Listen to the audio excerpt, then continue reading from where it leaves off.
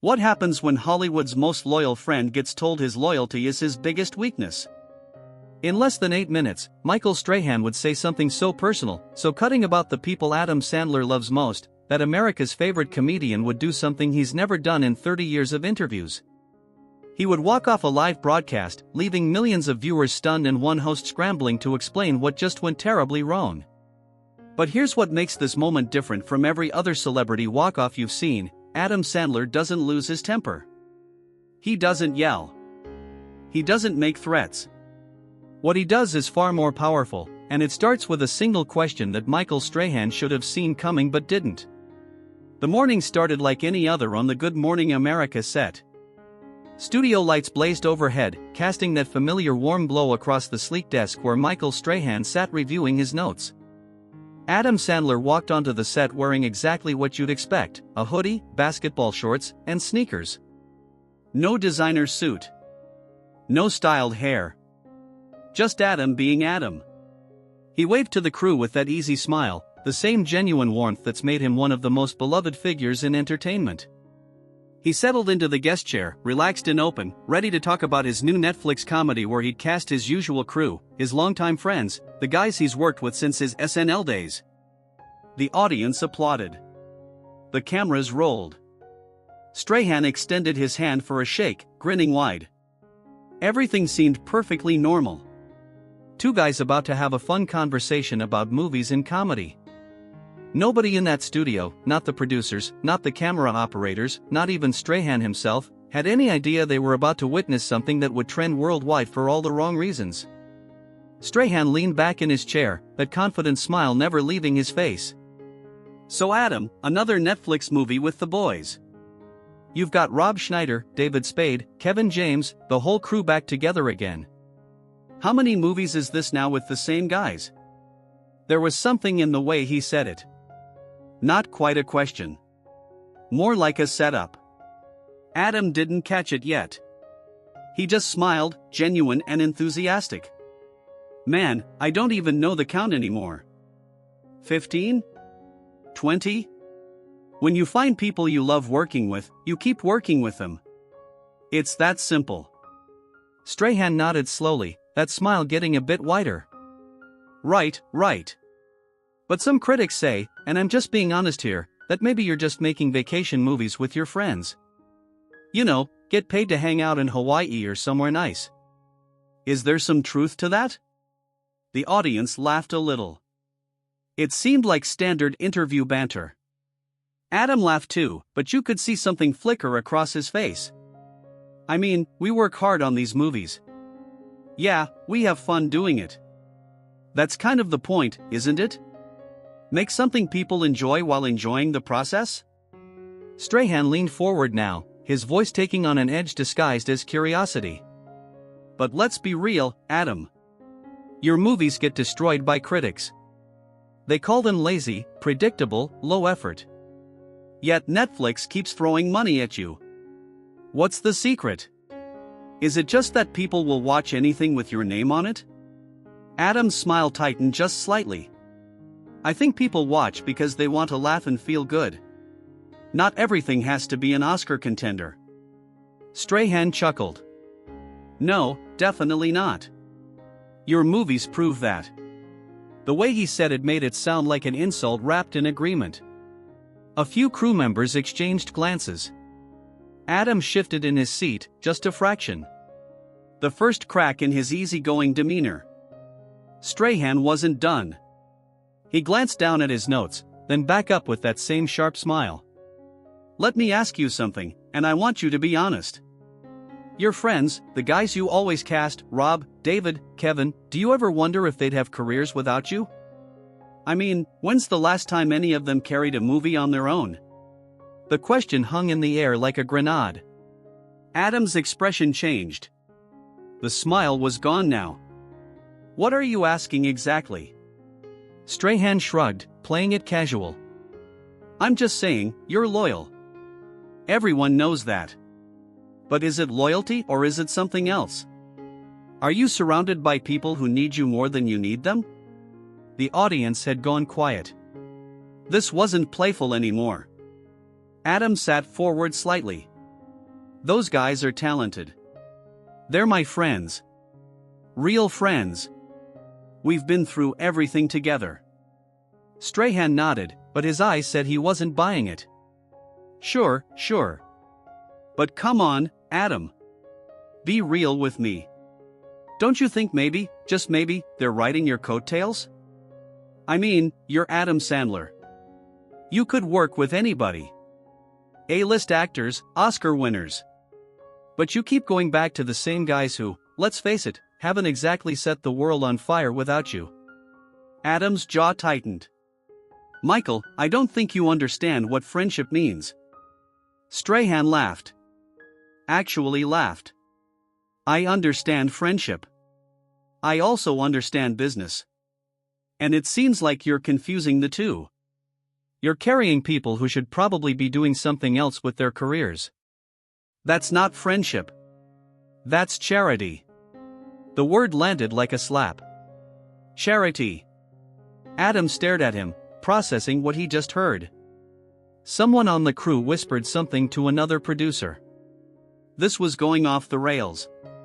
Adam's voice came out quieter now, controlled.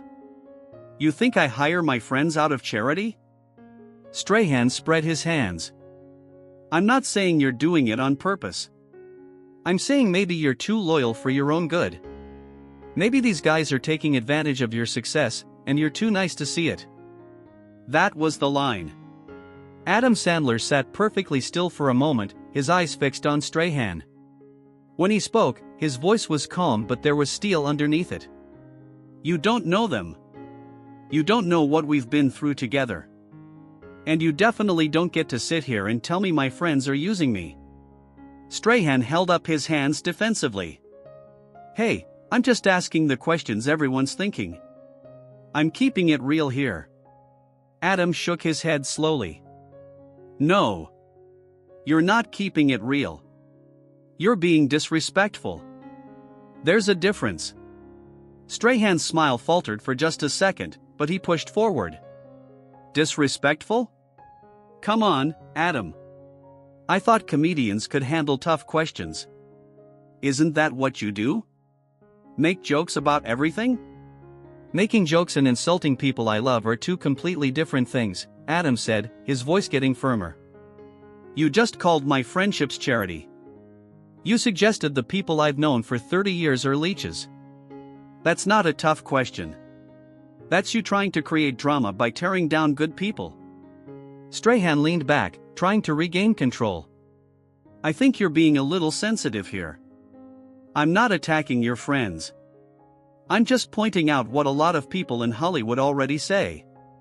Adam's eyes narrowed. What people? Name them.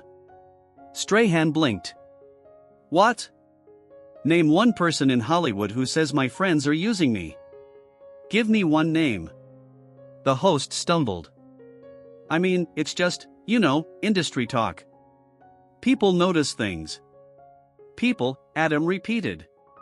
That's convenient. Blame mysterious people so you don't have to own what you're saying. He leaned forward now, fully engaged. Let me tell you something about those guys you're trashing. Rob Schneider gave me a place to stay when I had nothing. David Spade made me laugh during the worst time of my life. Kevin James is one of the most genuine human beings I've ever met. These aren't people using me. These are people who were there before the money, before the fame, before any of this mattered. And they'll be there after. Strahan tried to interrupt. Adam, I hear what you're saying, but no, Adam cut him off, something he never does. You don't hear me. Because if you heard me, you wouldn't have said what you said. Adam reached up and unclipped the microphone from his hoodie. The small gesture sent a wave of panic across Strahan's face. Whoa, Adam. What are you doing? Adam stood up slowly, deliberately, holding the mic in his hand. I'm done here. Strahan stood too, his professional mask cracking. Come on, man. Don't do this. We're having a conversation. Adam looked at him with something close to pity. No, we're not. You invited me here to promote a movie, and instead you used the time to insult people I care about. That's not a conversation. That's an ambush. Strahan's voice took on a pleading edge. I was just trying to have an honest discussion about your career choices. That's what interviews are. Honest? Adam's eyebrows went up. You want honest? Honestly, I think you tried to make yourself look clever by putting me and my friends down. You thought I'd just laugh it off because that's what I do. But I'm not laughing, Michael. And I'm not staying. Strahan glanced desperately at the cameras, at his producers. We're live right now. You can't just walk out. Adam handed him the microphone. Watch me. He turned toward the edge of the set. Strahan followed a step. Adam, if I offended you, I apologize. Can we just finish the interview? Adam stopped and looked back. You apologize because you got caught, not because you mean it. I've been doing this long enough to know the difference. This is unprofessional, Strahan said, trying to sound authoritative. Adam almost smiled. What's unprofessional is disrespecting your guest on live television. What I'm doing is choosing not to participate in it. He started walking again, his sneakers squeaking slightly on the polished studio floor. Behind him, Strahan stood frozen, mouth slightly open, realizing he had nothing left to say. The cameras captured every second. The audience sat in shocked silence. And Adam Sandler kept walking, never looking back. The studio door closed behind Adam with a soft click that somehow felt louder than a slam. Strahan turned back to face the cameras, his confident persona completely shattered. Well, we didn't expect that to happen. He tried to laugh, but it came out hollow and forced. A producer off camera was frantically signaling for a commercial break. The audience members looked at each other, confused, some with their phones already out. This wasn't supposed to happen. Adam Sandler doesn't walk off interviews. He's done press for 30 years without incident. He's sat through bad reviews, awkward questions, even actual insults about his movies, and always kept smiling. But this was different. This wasn't about his movies or his comedy or his career choices. This was about his friends. His real friends. The people who matter more to him than any box office number or critical review ever could. What made this moment so powerful wasn't anger or drama. It was the quiet boundary Adam set. He didn't need to yell or insult Strahan back. He simply said no. No, I won't sit here while you mock my friendships. No, I won't pretend this is acceptable. No, I won't sacrifice my dignity for your ratings. That's strength. Real strength. Not the kind that comes from tearing others down, but the kind that comes from knowing exactly what you stand for and refusing to compromise it.